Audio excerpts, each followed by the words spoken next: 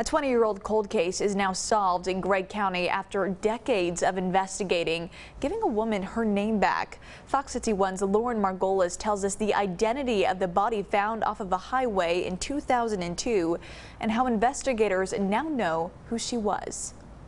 Investigators now have answers 2 decades since skeletal remains were found by construction workers off Highway 135. We never try to forget any case.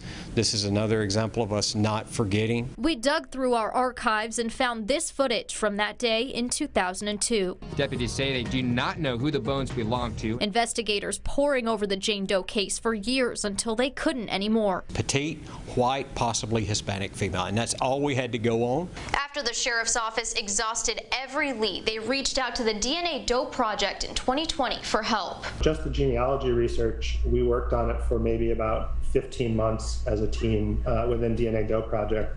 So this case did become really personal to me. With the use of investigative genetic genealogy, the nonprofit DNA Doe Project discovered the body was of a woman named Pamela Darlene Young.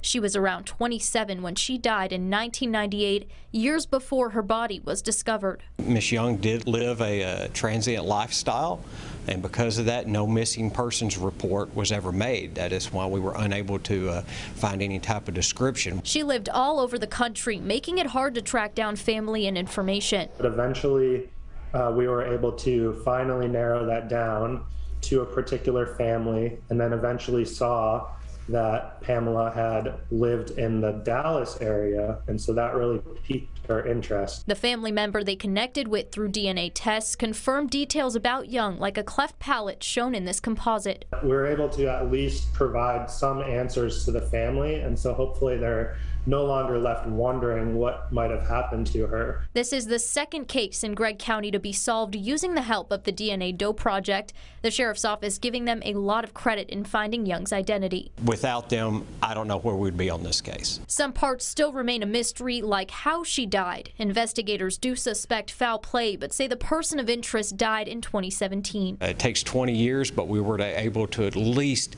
bring some closure to the family. Showing they will never give up, no matter how long it takes to find answers. Lauren Margolis, Fox 51 News. In 5 years, the DNA Doe Project has brought closures to families in at least 20 cases.